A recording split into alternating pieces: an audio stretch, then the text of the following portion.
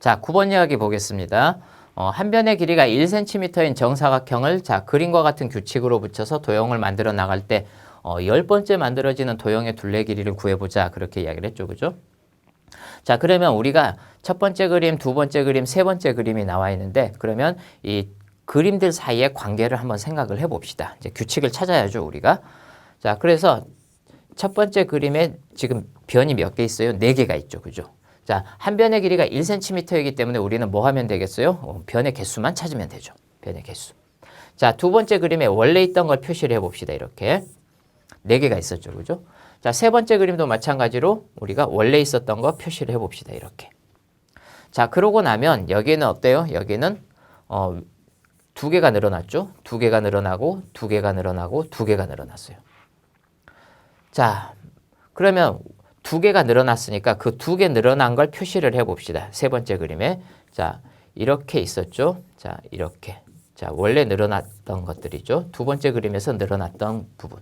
자, 그리고 나면 다시 또 어떻겠어요?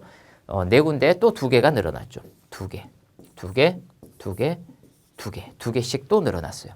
아, 그러면 첫 번째 그림에서 두 번째 그림으로 오는데 자, 모두 몇 개가 늘어난 거예요? 8개가 늘어난 거죠.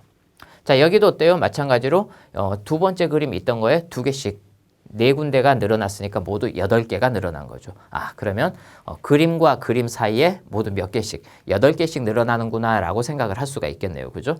자, 그래서 여러분들이 그러면 자, 이렇게 생각을 해봅시다. 처음에 첫 번째 그림.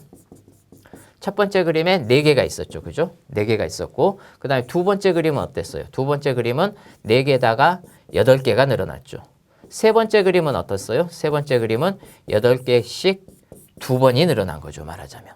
아, 그렇다면 10번째는 어떻겠어요? 10번째. 10번째는 4 더하기 8 곱하기 9 이렇게 되겠죠. 자, 따라서 얼마가 되겠어요? 76이 되는 거죠. 변의 개수가 76개니까 따라서 우리가 둘레 길이가 얼마냐 그러면 76cm다 라고 이제 이렇게 생각을 할 수가 있겠네요. 그죠?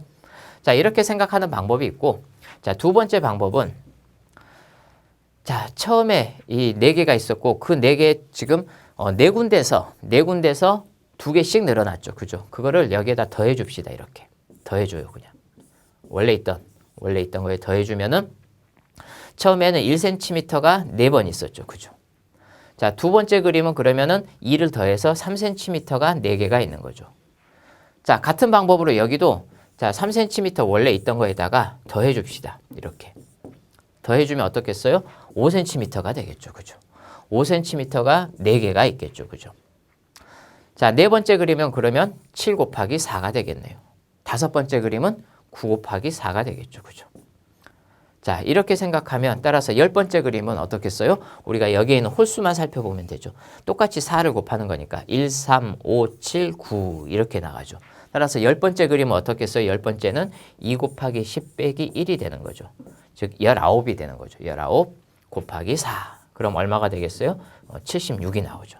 따라서 변의 수가 76개니까 우리가 둘레의 길이는 76cm다. 자, 이렇게 우리가 두 가지 방법으로 생각을 해볼 수가 있겠습니다.